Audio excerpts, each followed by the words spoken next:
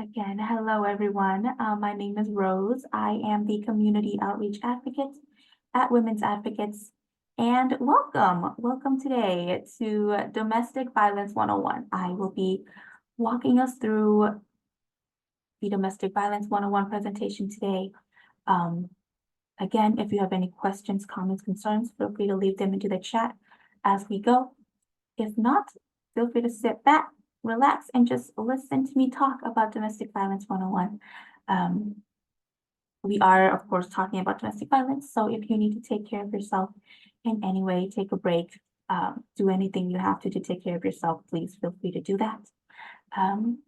But yeah, welcome to Domestic Violence 101.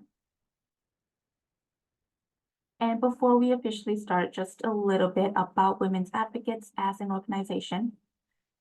Women's Advocates is a nonprofit organization located in St. Paul, Minnesota, and we offer just all sorts of safety programming for victim survivors of domestic violence. So we offer shelter, we offer housing stability for anybody staying in our shelter. We have a 24/7 crisis line. I do a lot of the outreach and education work, so I get to give webinars like I do now. I get to go out into the public and talk about domestic violence and educate about domestic violence. And it's always great to have people join us in these webinars, knowing that they want to know more about domestic violence, hoping that they can make a difference. And so thank you everybody for being here.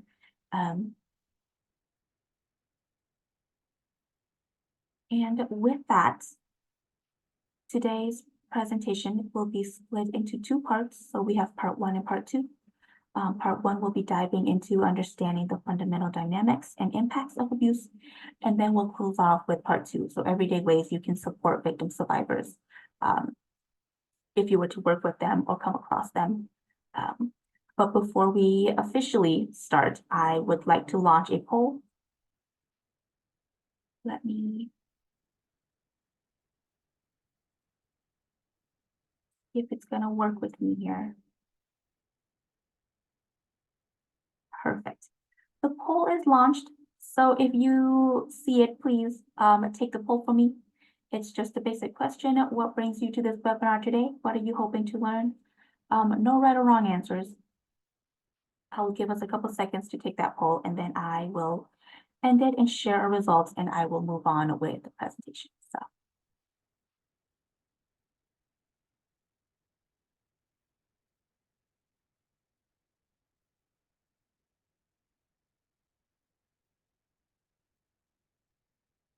Couple more seconds here.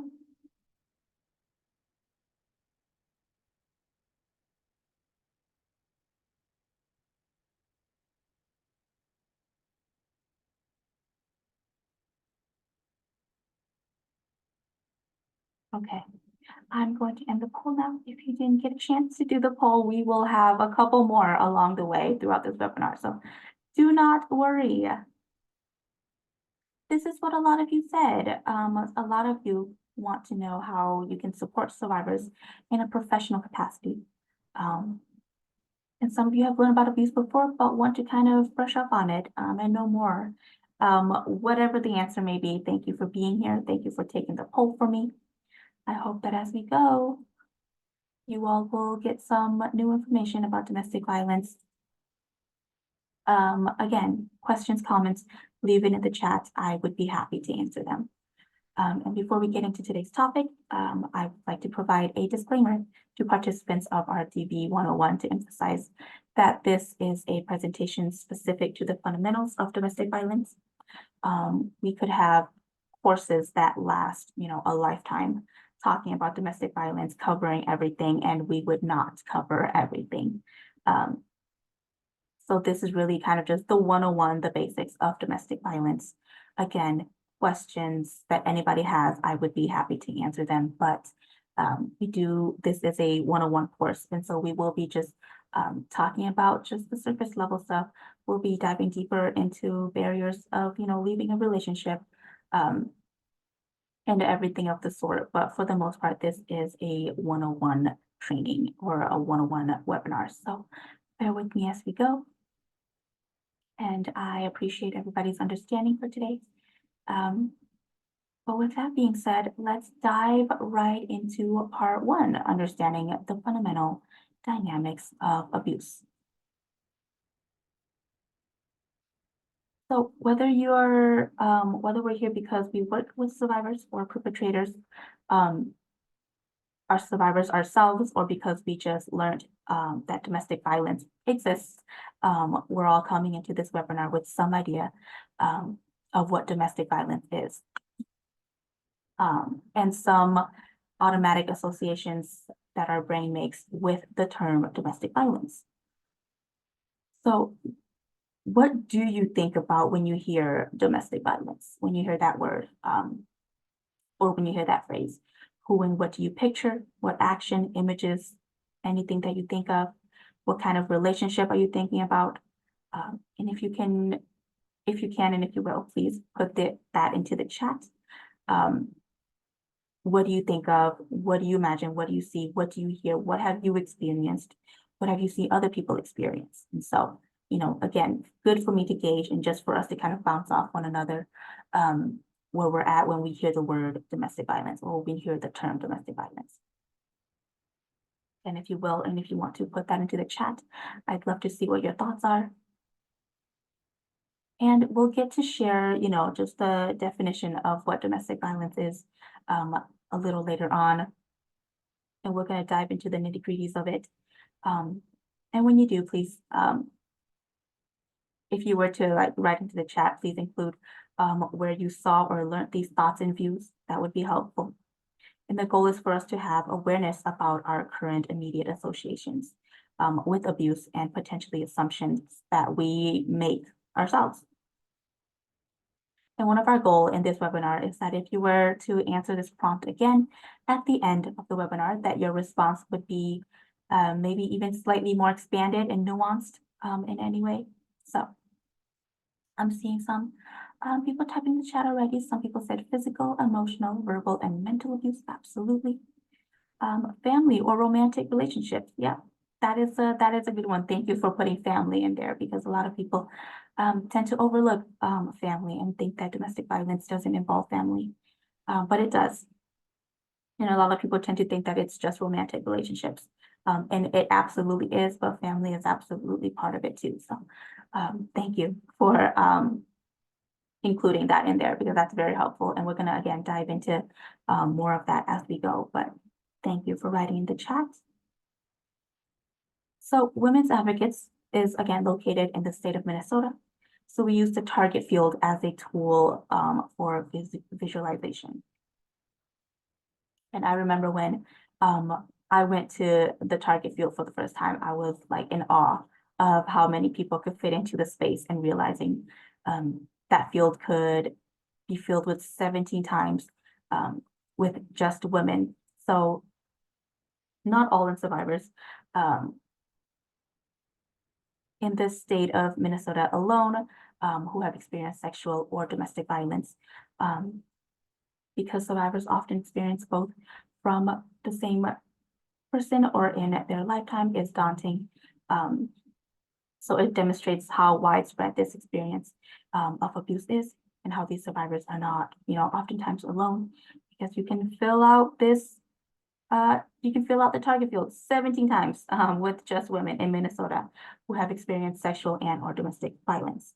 Again, just women. If we're going to fill it with children and men and just everybody across the gender spectrum, that would be a lot more. So just good to keep in mind that we can fill up the target field 17 times with just women who have experienced domestic violence in Minnesota alone. So, it's a rampant problem. And doing what we do to kind of educate about domestic violence, and knowing who we are and what we do in our jobs in our field, knowing who we work with, our friends and family who might be going through something like this.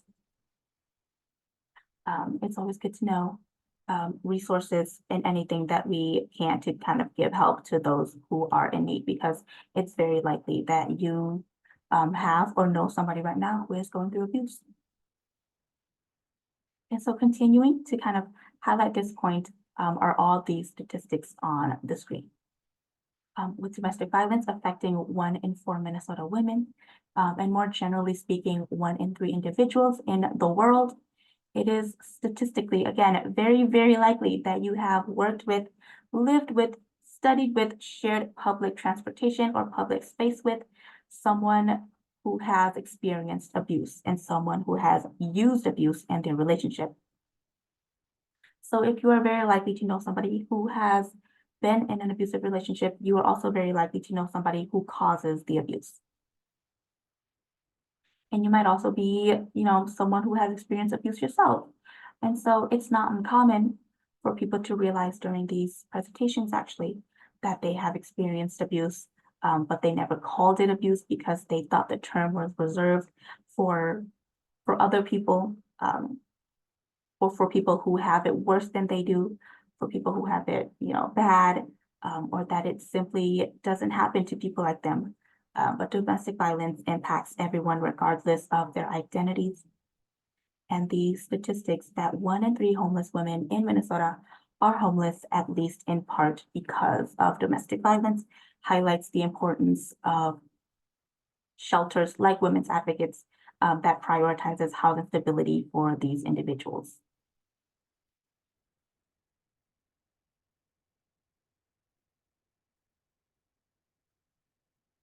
And so one of the reasons why our understandings of domestic violence can be limited to only physical assault is because we weren't always brought up with the understanding that relationships and specific behaviors within a relationship exist on a spectrum. So on the screen, you see the spectrum here from a healthy relationship to unhealthy to an abusive relationships, and just kind of maps out and lists out what makes a relationship healthy, unhealthy, or abusive. And when we're growing up and we see 2 adults in a relationship, we think that this is what a relationship is. No matter how it looks, whether you have seen healthy relationships, unhealthy relationships, or abusive ones. And we begin to associate certain behaviors with what we grow to expect from, someone when we're in a relationship. And sometimes it can be hard to kind of distinguish unhealthy relationship dynamics from abusive ones. So the lines on this graphic are curved kind of to account for the subjectively that can come with determining which category certain behaviors and actions fall under. So kind of think to yourself, in the relationships that you have now, the relationships that you grew up with, and see where do you fall on the spectrum. So a healthy relationship would involve things like communicating, respecting one another, trusting one another, honesty. And then we have unhealthy relationships, which is of course the opposite of healthy, not communicating, disrespecting, being dishonest, trying to take control over the other person. And then we have abusive relationships where communicating is hurtful or threatening, often mistreating your partner, accusing the other of cheating when it's untrue, denying their actions are abusive, again, controlling or isolating of their partners. And oftentimes people can't really tell the difference between a healthy relationship and an abusive one. And a lot of times there's a very thin, fine line between the two. And so it's just good to know what makes a relationship unhealthy and what makes it abusive. And to also, of course, know the signs to a healthy relationship also.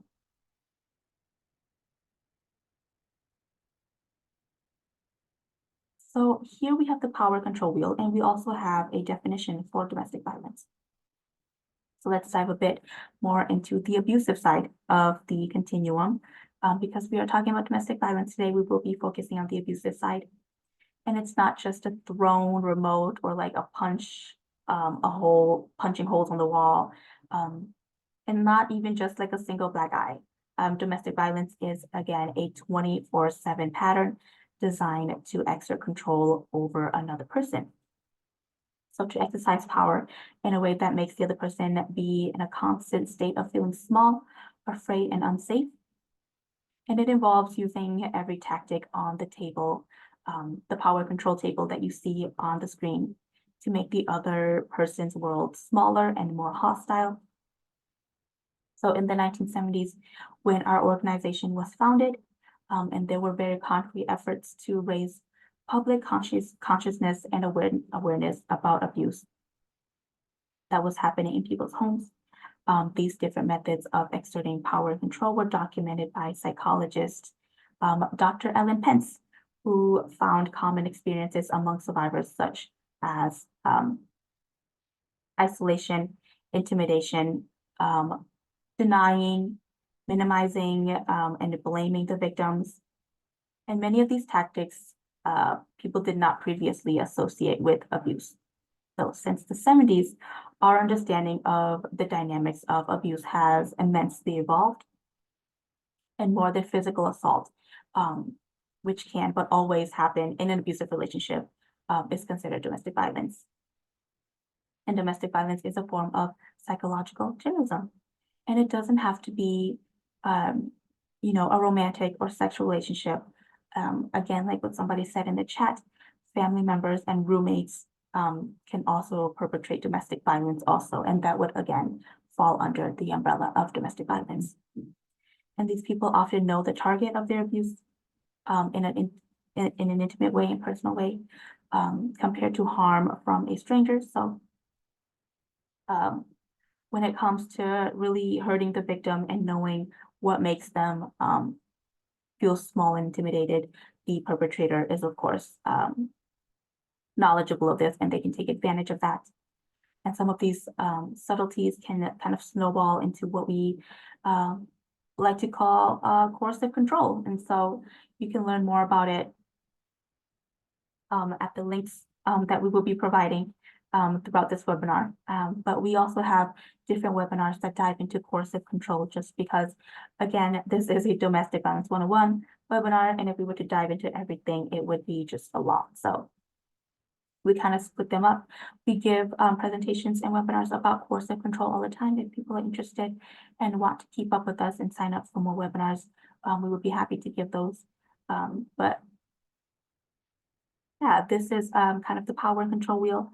And we use this all the time when we talk about domestic violence to kind of get people to understand how an abuser or a perpetrator tries to exert control over the victim, survivor, and what that may look like.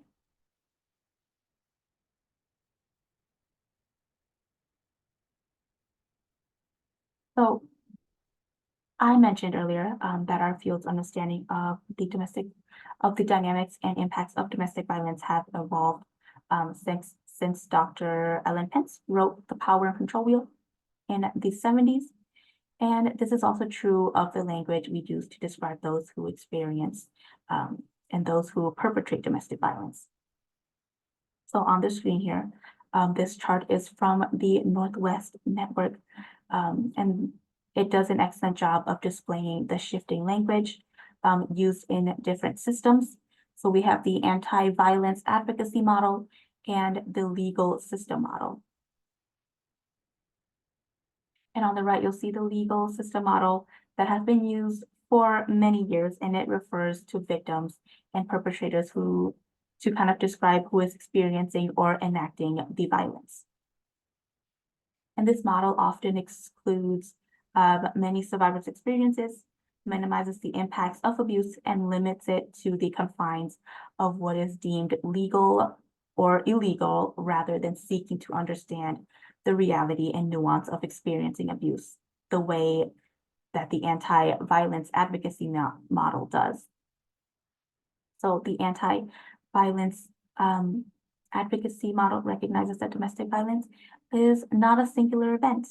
And we talk about this all the time when we give these presentations. Again, I mentioned a little earlier here that domestic violence is a 24/7 pattern.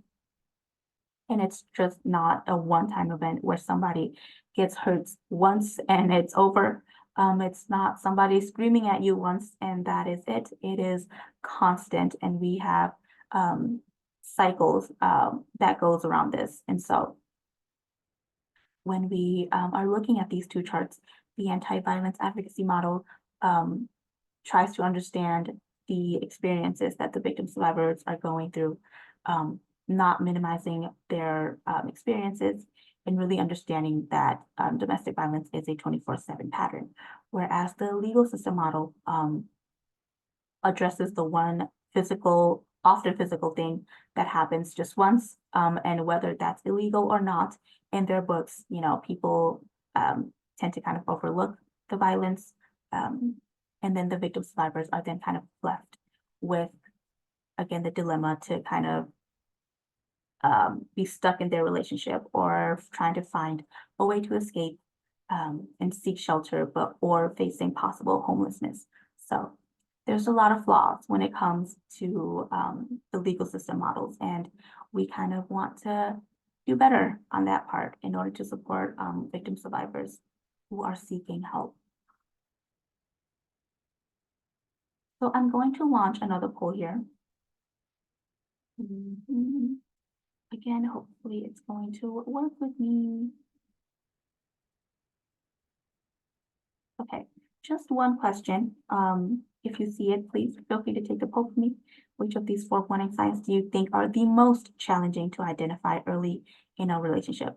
And as you take that poll, I will just speak more on this, because speaking to the abusive tactics, many of which are perfectly kind of legal but can be extremely harmful, are 8 warning signs. The first 4 on this screen are social isolation, harmful criticism, constant blame, and harmful anger. So again, if you would take the poll for me, that would be great. Which one of these is the most challenging to identify early in a relationship?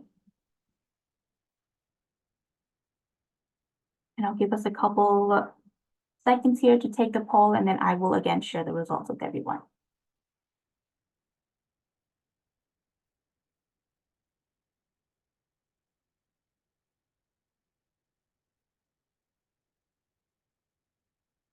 Couple more seconds here.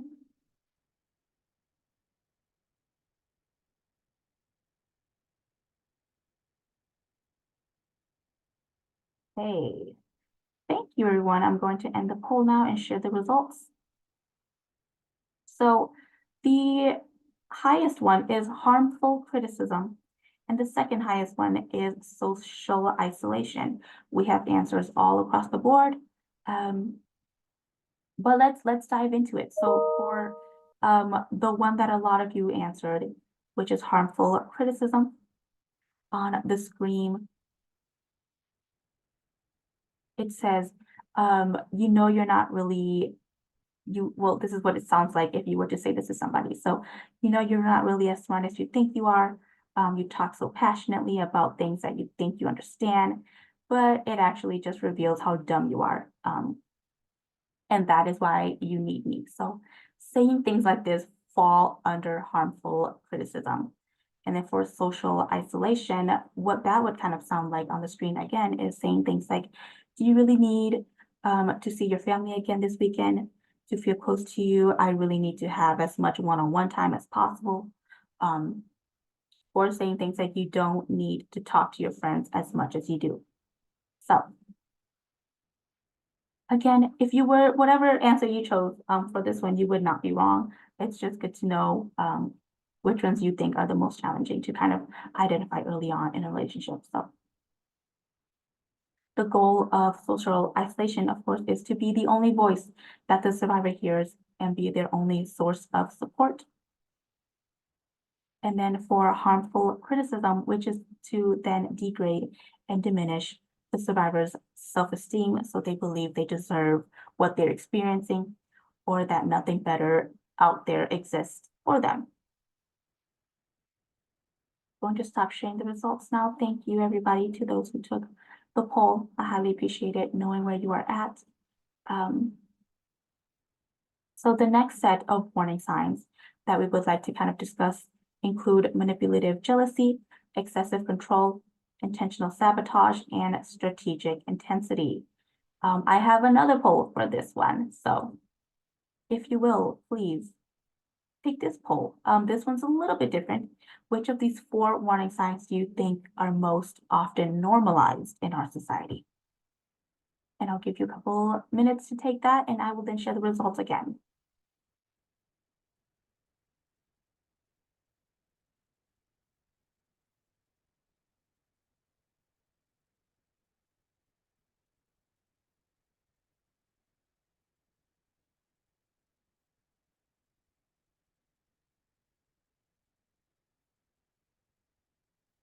couple more seconds here.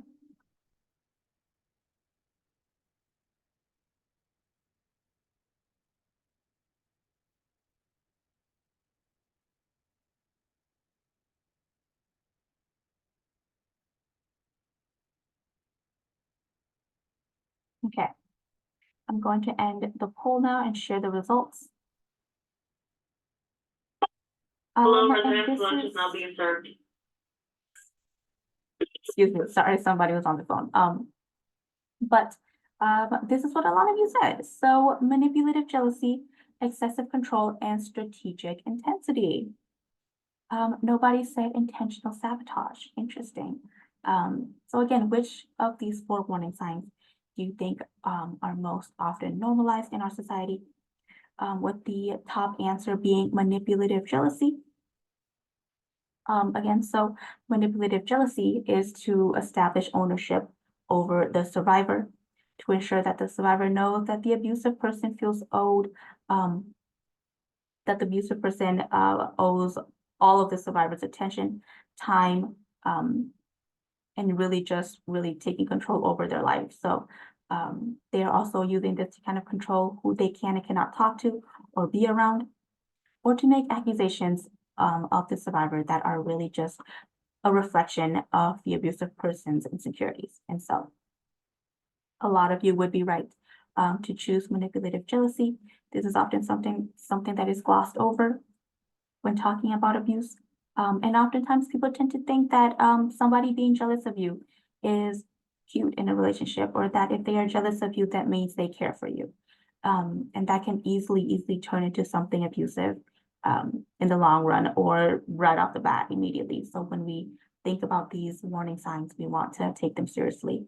And it seems like a lot of you who took this poll are very much aware of that manipulative jealousy is a big thing, and is oftentimes glossed over in relationships. Thank you to everybody who took the poll. I'm going to stop sharing it now. Again, more polls coming your way as we go, but again, good for us to know and kind of just dive deeper into the warning signs of domestic violence. And so as we talked about in those 2 slides, these warning signs can be difficult to identify, especially when we are the ones experiencing them, or if we're looking in from the outside. A lot of times it's hard to really process what you're going through when you're still in the middle of going through whatever it is that you're going through. So sometimes we don't know the names or what we're experiencing. And that's when specific questions like, does someone you love tell you that you never do anything right, or that you're stupid or you're dumb? And you start to kind of think these things to yourself. A lot of victim survivors tend to think these questions to themselves, and you start to question yourself. You start to question your relationship with the abusive person. And these questions are a more direct way of understanding someone's experience and the behaviors of the other person without asking, without asking things like, do they constantly blame you? Because the abusive person might gaslight them and make it seem like the survivor is the one blaming the abusive person. And when you're not in the relationship, you're on the outside looking in, whether for a friend or family, you want to be able to be there for the victim survivor. And a lot of times, abusers can absolutely gaslight and manipulate people who are outside of the relationship too. And so we want to, again, be aware of the warning signs and know what to say and do if we are ever in this situation. And it can be tough. It can be tough to ask people you're concerned about these types of questions, because it's just hard. And a useful tool could be the relationship quiz by Love is Respect. And so this can be a helpful way of allowing survivors to choose answers to the quiz themselves, and to think more about the nature of their relationships. And sometimes getting this from an external third party is something more survivors are receptive to, or it begins to kind of process the process of them realizing that they're not alone and that they're not going crazy. And afterwards, once this webinar ends and we send out, all this information to every single one of you, you will get a link to this relationship quiz if you are interested in knowing more. We added this in here because, again, it's just something good for victim survivors to kind of take and know for themselves and learn for themselves. And if you are interested in doing something like that too, you will get this quiz afterwards. So there. Okay, so this is a short 4-5-ish minute video that I'm going to play for us. And as I do that, can you let me know in the chat if you can hear it or not? Just because I never know when technology is going to screw our webinars over. So here we go.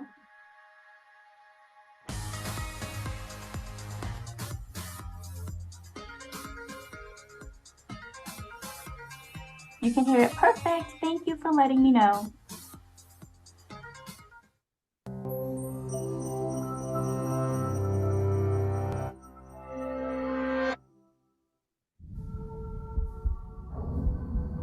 Emotional abuse can be incredibly damaging, increasing a person's chances of developing depression and anxiety, sometimes for decades after the fact.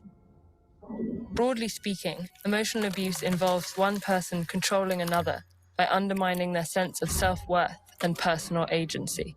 But emotionally abusive behaviors can be subtle and difficult to spot, both from within and outside the abusive relationship.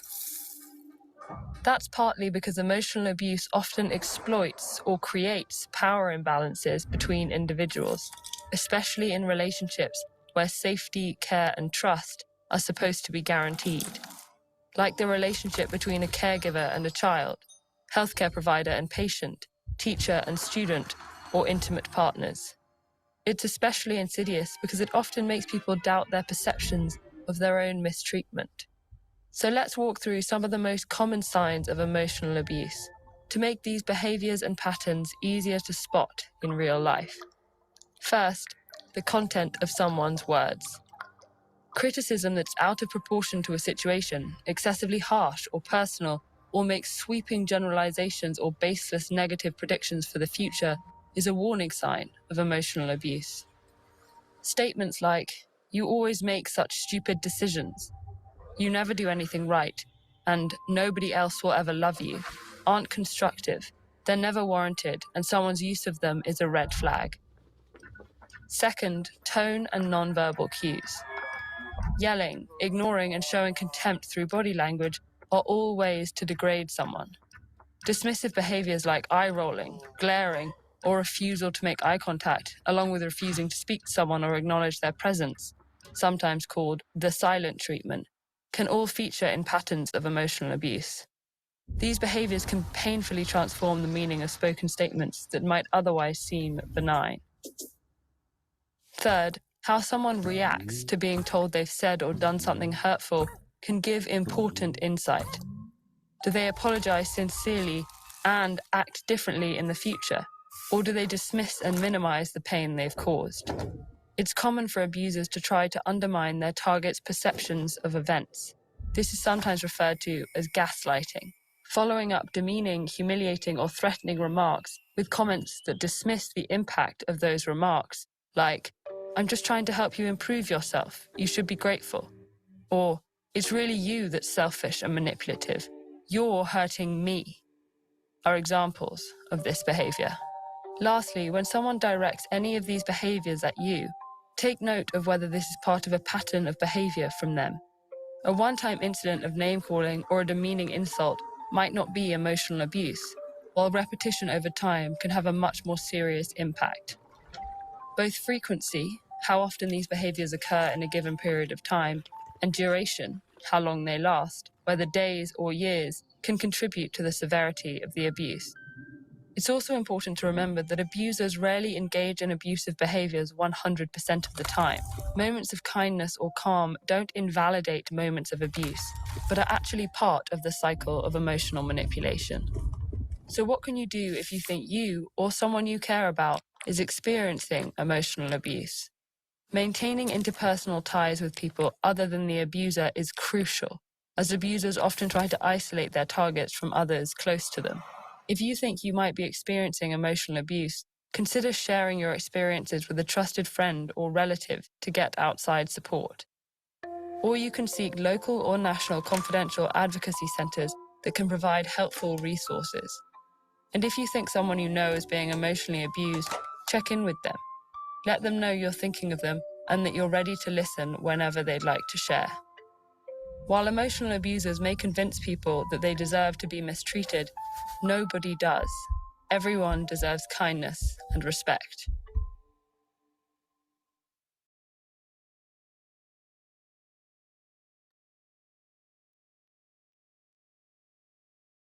Okay.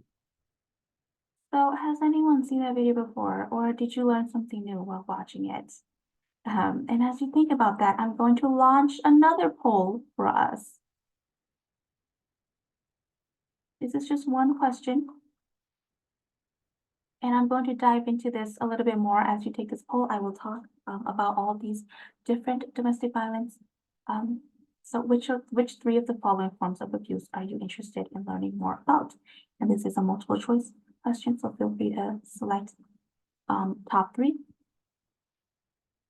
And I think that video just does a really excellent job of describing the basic dynamics of emotional abuse that often underpin and kind of interact with other forms of abuse. So again, domestic violence does not always involve physical abuse. Oftentimes it does, but not always. And even then, physical abuse is not limited to only skin-to-skin contact. So for this next poll, as you are taking it, please feel free to take the next couple of seconds to take it, and then I will share the results. Because it's good for me to know where you stand and what you know about physical or emotional, verbal abuse, everything of the sort.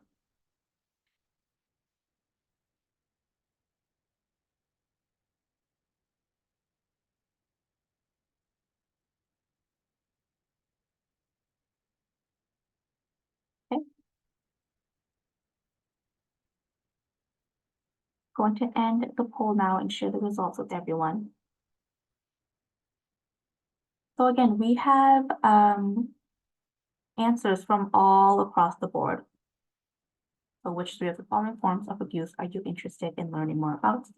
And a lot of you said using children to harm, social abuse, and sexual abuse. Those are the top three. And so we will be diving deeper into those. Again, no right or wrong answers here, but it is just good to know which one are the top three. And we will dive deeper into that as we go. But as you can see on the screen, we have just small definitions for any of these that you are interested in. So for example, sexual abuse. This of course involves rape, sexual coercion, reproductive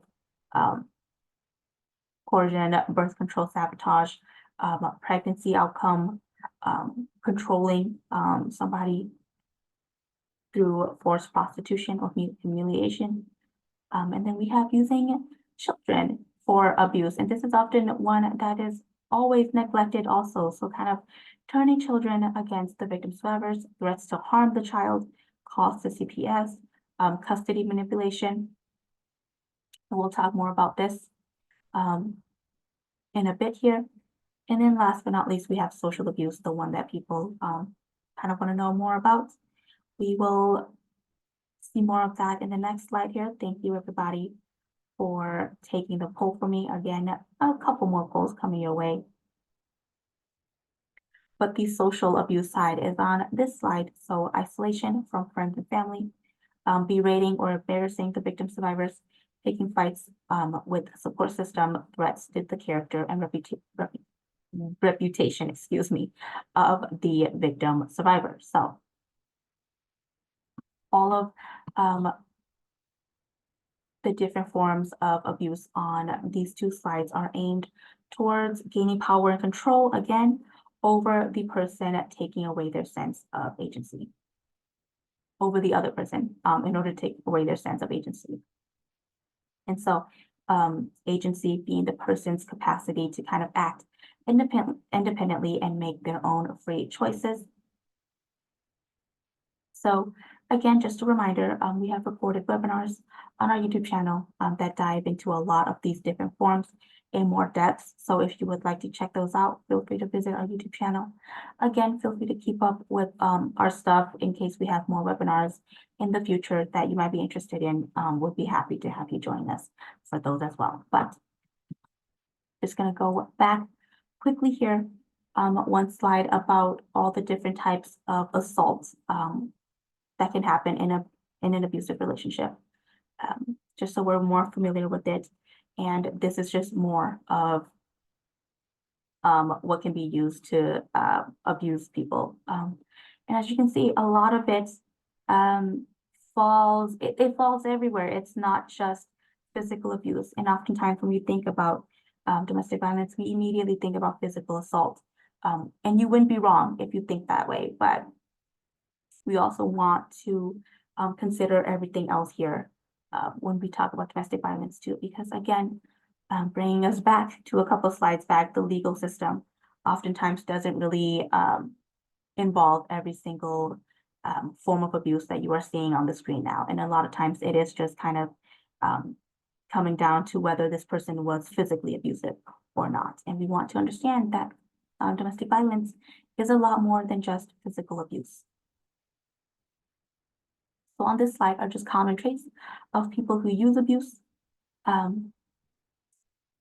So there are sometimes kind of a disproportionate focus on the person who experiences abuse rather than seeking to understand and recognize the people who are being abusive.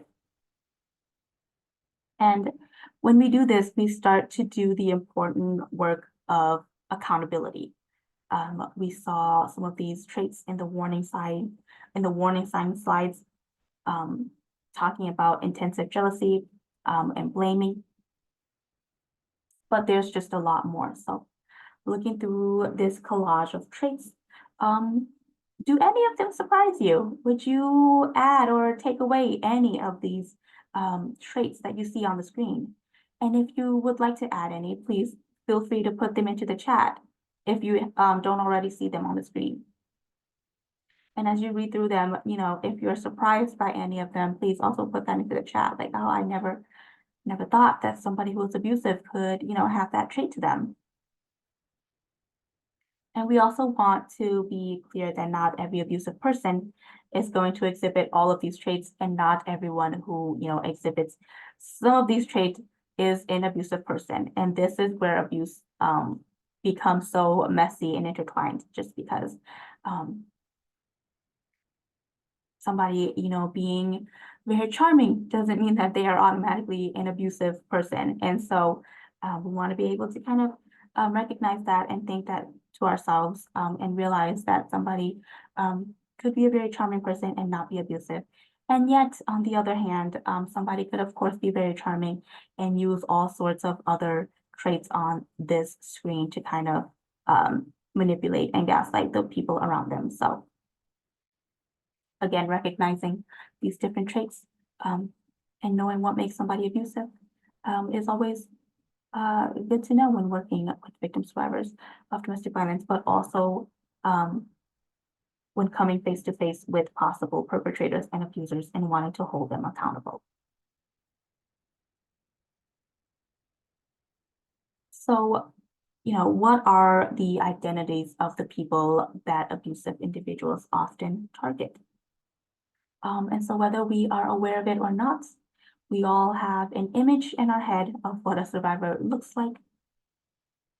And it's what fuels comments like asking things like, but you don't look like a victim. You don't look like somebody who, you know, can go through abuse. You don't look like somebody who would experience abuse. Or saying things like, I didn't think people like you experience abuse. Or, but you're so intelligent and you're so independent. How did you let that happen to you? You know, getting into this victim blaming mentality is something that we want to get out of and be aware of.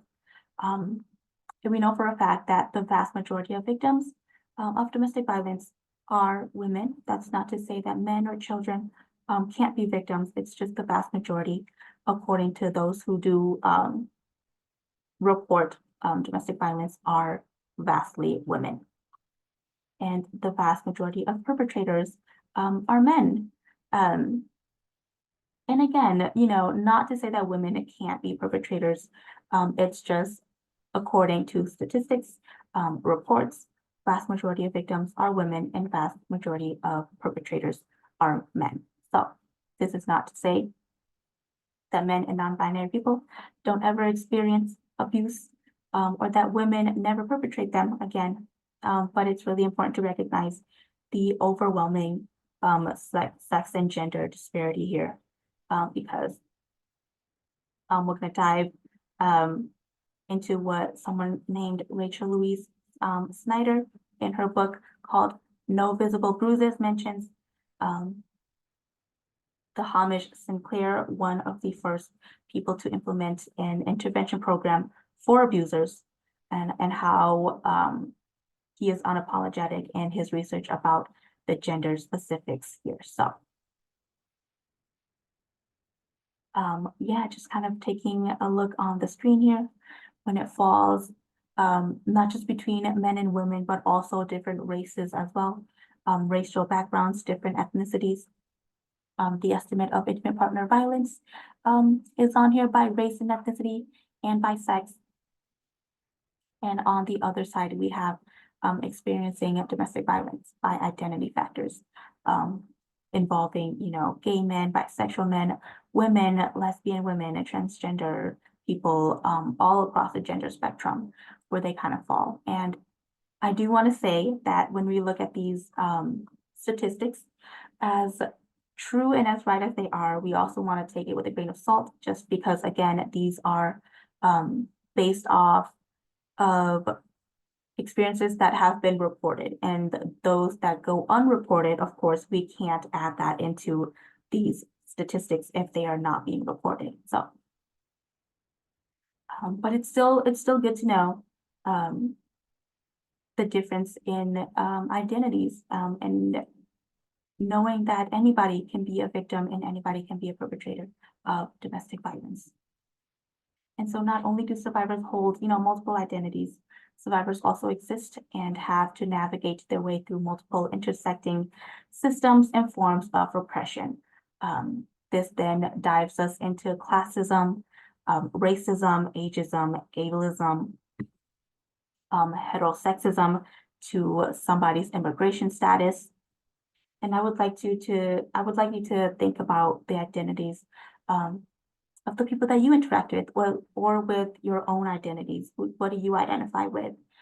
Where do you fall on the spectrum? And how do these intersecting forms of oppression impact their lives or your lives, and the experiences of abuse and their ability to kind of navigate the legal and social service systems?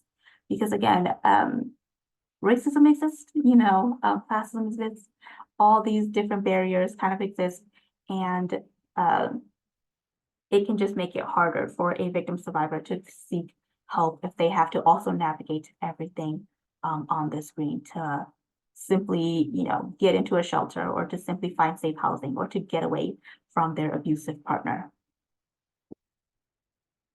And how might their past experiences of oppression at work or at the county, in the streets, kind of impact their feelings about and the ability to access the supportive services that they need in order to stay safe from their abusers. So again, something important to think about. Think about it for the people that you work with, people that you know who have gone through abuse, and for yourself. You never know when you might be in this situation and you might need help. So, and for this next slide, I'm going to launch another poll for us. Just one question here. If you will, please take that poll for me. I have heard of abuse being attributed to, and then answer the question. This is, again, a multiple choice question, so you can choose more than one. Feel free to take your time as I talk more about the slide here.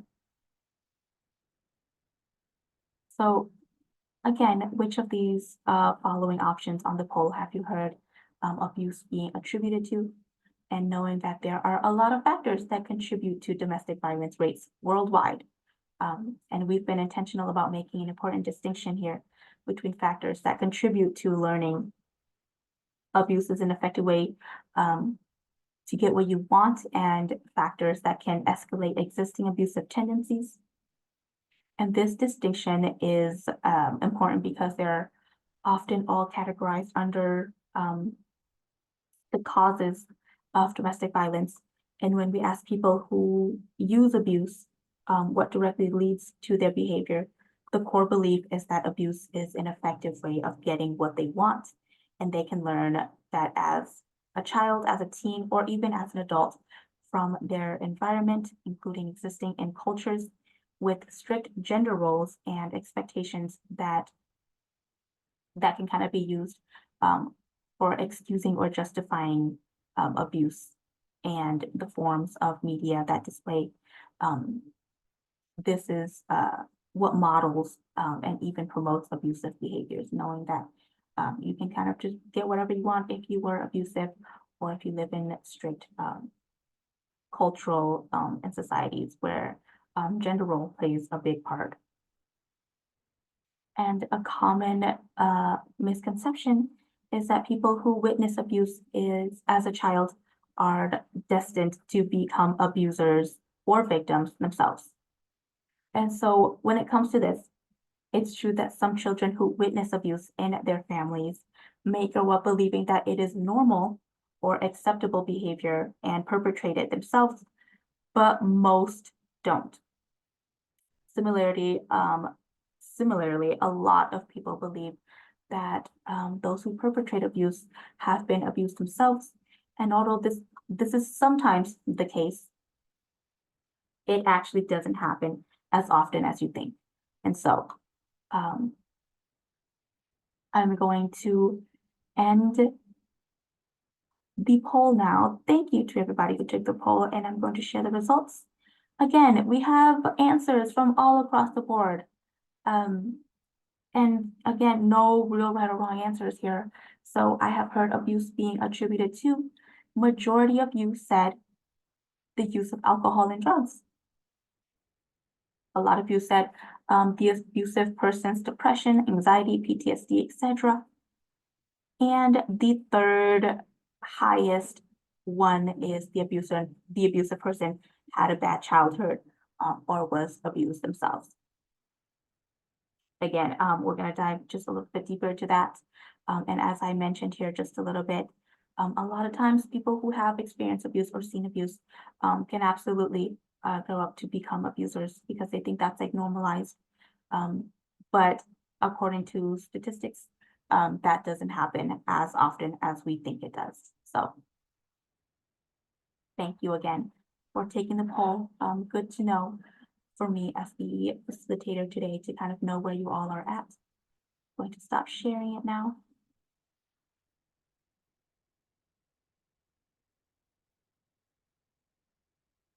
So one of the reasons why domestic violence has been described as the invisible epidemic or the public health crisis that happens in plain sight is because many of us have been kind of conditioned to not recognize abusive behaviors and categorize it as abuse. So there are so many social norms and beliefs that excuse abuse or lead us to expect it and accept it as a regular part of being in a relationship in today's society. And I'm sure a lot of you know what that looks like.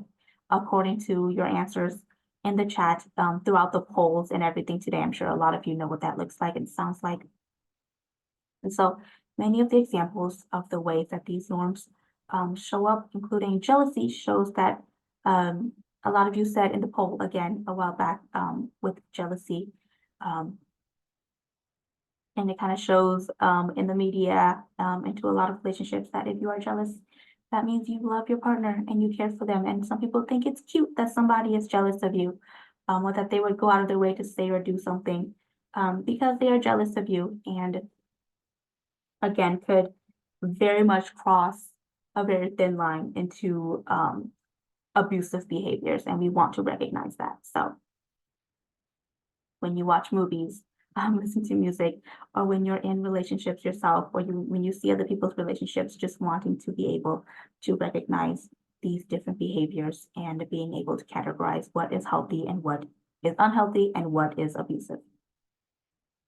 The other examples that you see on the screen are also rooted in misogyny, patriarchal beliefs, acceptance of coercion, and it shows how many aspects of our culture inadvertently devalues consent, respect, and agency.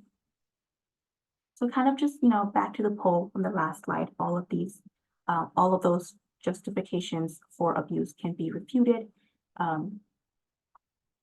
At the links to this slide on the bottom of the line, why none of those examples, the abusive person struggling with their mental health or witnessing abuse when they were a kid, none of them are justifiable for abuse.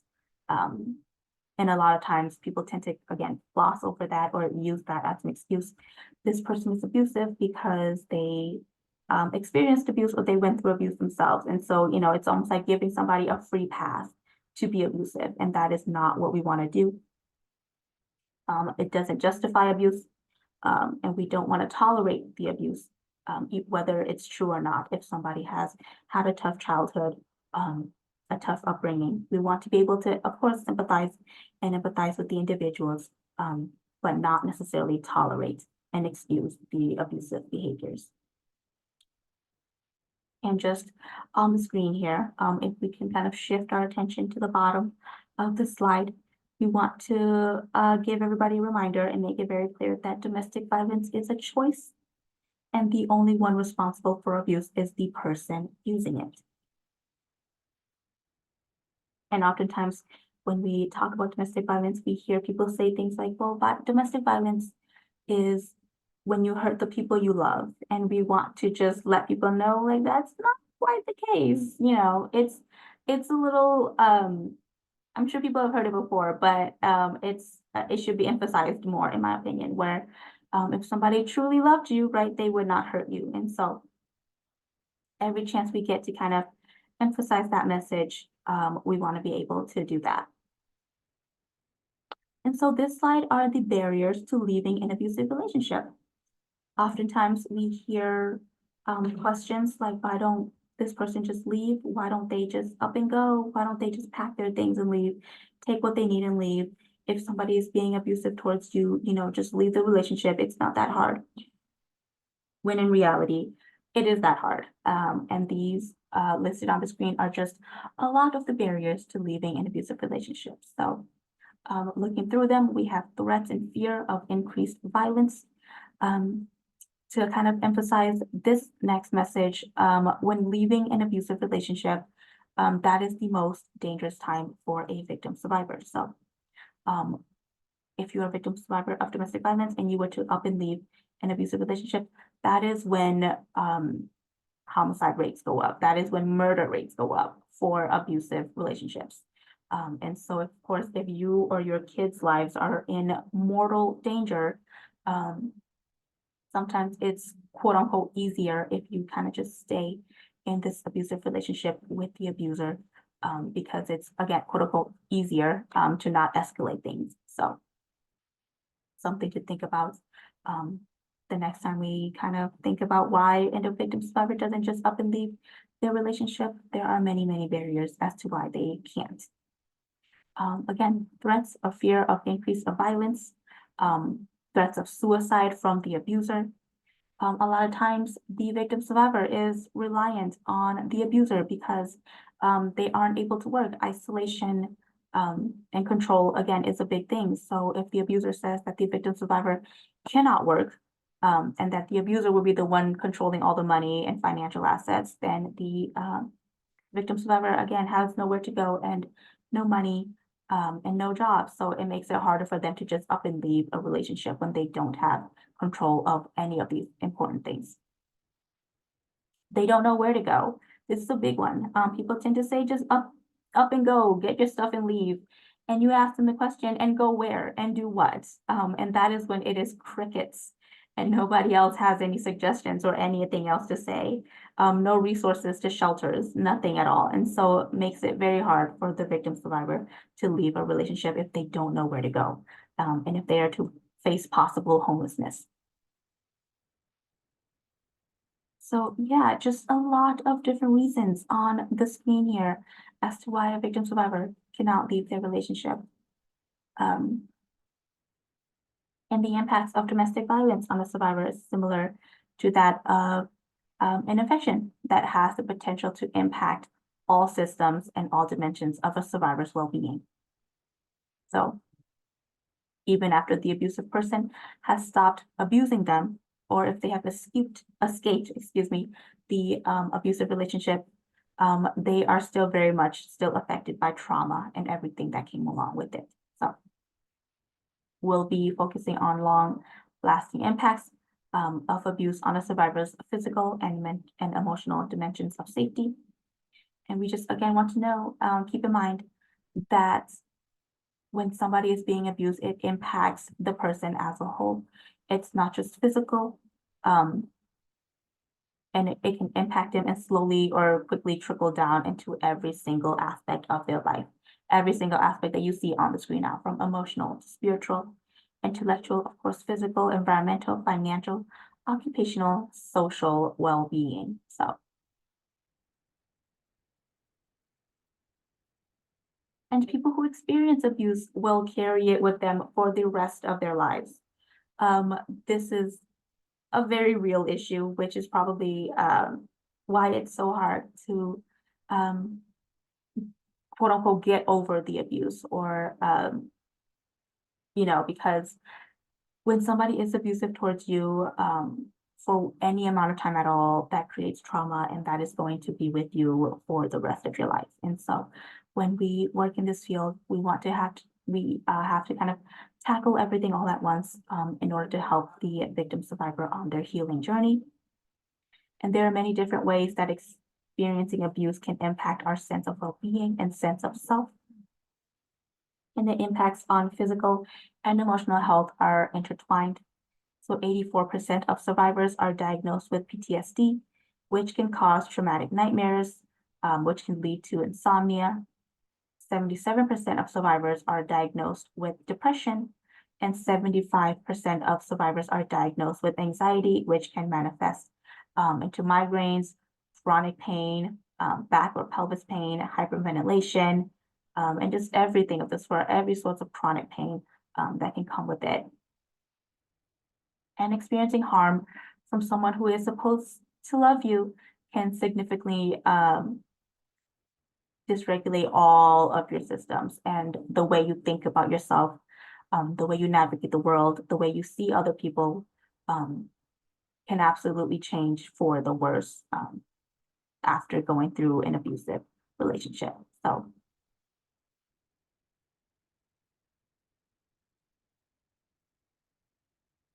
And now we're going on to part 2. So everyday ways to support victim survivors. We've learned what domestic violence is, how it can impact victim survivors way beyond just physical. And now if you were to come across, somebody who has gone through abuse, what are everyday ways you can kind of support them? So let's start with 2 scenarios. We're trying to assess what we would actually do in both of these situations. So I'm going to read it out for us, and I would like you to add in the chat what you would do, what you would actually do. So the first one here says, your friend Alicia and a guy she met at work, John, have been going out for a while. One day, John showed up at Alicia's school and saw her give a male friend a hug. John grabbed her arm and pulled her to his car, where he called her a slut and a cheater. If you saw this happen, would you you would tell Alicia that you were concerned about her and help her find advocacy resources? Would you tell another friend and hope that they would do something to help Alicia? Or C, you would leave it alone. If Alicia didn't say anything to you, it's not your place to get involved. So please put in the chat, what would you do in this situation to better help your friend Alicia? A lot of chats are coming in, a lot of A's. You would tell Alicia that you're concerned about her and help her find advocacy resources. Absolutely. And because now you know about us, women's advocates. If you were to ever come across somebody who needs our advocacy and services as a shelter, housing stability, anything of the sort, you can refer them to us. Give them our crisis line, give them our email address, and you will get all of that to you at the end of this webinar. So you know who we are. And if you work in, places that also offer help, you're able to better help them too.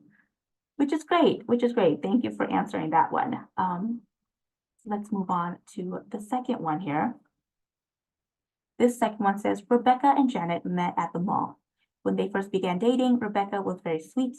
Over time, she started putting Janet down and once ended a fight by slapping her.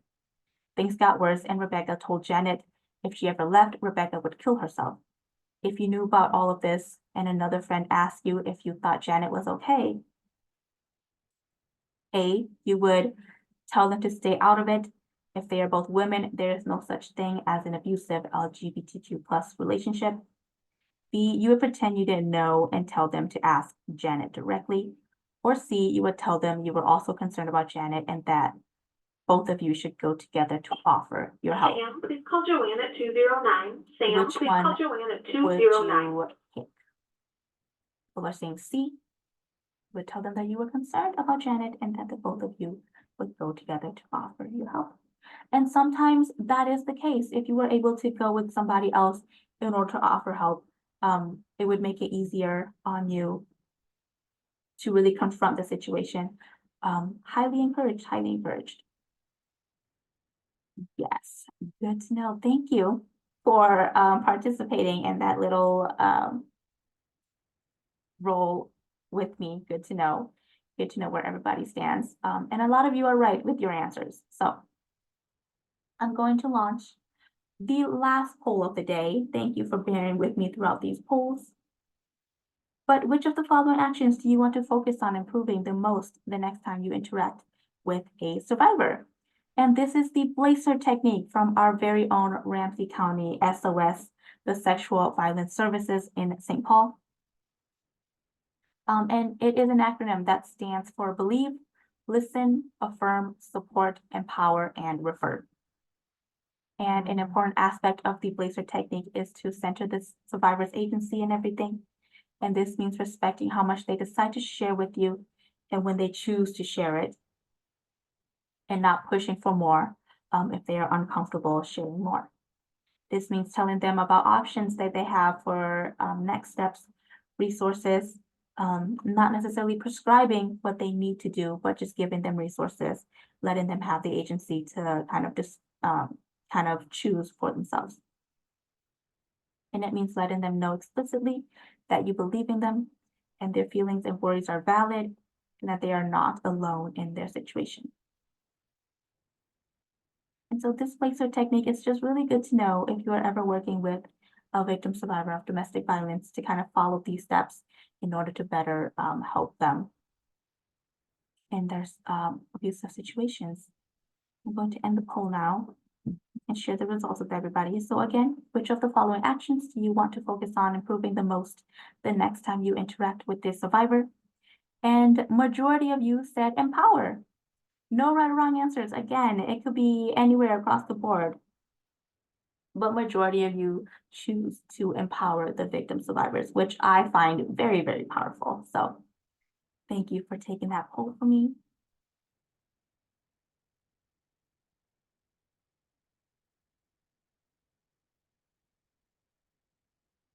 And so earlier I mentioned trauma-informed ways to kind of help victim survivors of domestic violence. There are everyday ways that we can employ a trauma-informed lens and approach to our interactions with survivors. Again, trying to get rid of that victim blaming mentality, and how we talk with survivors and their situations in order to better support them. A lot of you said in the poll just now that you want to better empower victim survivors. And so this is a great way to go at it when you approach this situation in a trauma-informed approach. So there are 6 key elements that can go into this approach. On the screen, it says trust, safety, collaboration, choice, empowerment, and compassion. So when you are working with victim survivors of domestic violence, it's always good to kind of take these steps. Taking the placer tag that we kind of just talked about and taking this step to really validate and empower and support victim survivors. If you would like to in the chat, answer the question on the screen. What's one way you could put these values into actions when supporting the survivors in their lives? If you've already used these techniques, feel free to share about that. If you are thinking of ways that you can use it in your workplace, or just personally to you and a friend or a family member, that would also be good to know. So, and this is what it looks like to apply a trauma-informed lens. On the screen are just concrete examples of how you can incorporate each theme into your work with victim survivors. So really validating and centering their emotions and their experiences and understanding where they're coming from. Again, can't emphasize this enough, getting rid of that victim blaming mentality and being able to just be there for victim survivors. And applying a trauma-informed lens can go a long way when working with victim survivors.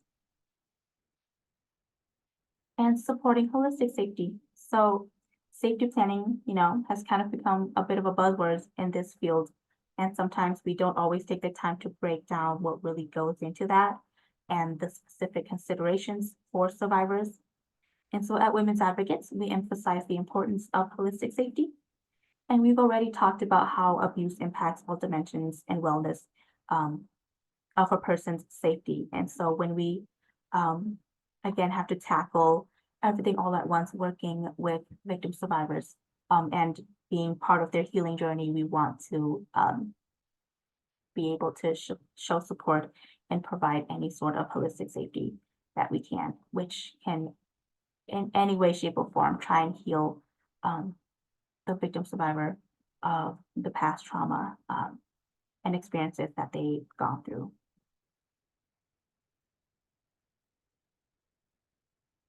So just a couple final notes before we end off and close out for the day is a reminder that you have the ability to shift our culture from automatic victim blaming and minimizing the impacts of abuse to centering validation, beliefs, and autonomy of survivors, and valuing consent, respect, and compassion. And so on the screen, you will just see two very different ways to kind of avoid victim blaming and minimizing. And on the other side, you will see what you can say and do to kind of center validation for victim survivors. Again, when working with victim survivors, if you are not sure what to say or what to do, anything on the screen for centering validation for victim survivors is always a great thing to say. Because again, emphasizing this message, we want to get rid of the victim blaming mentality.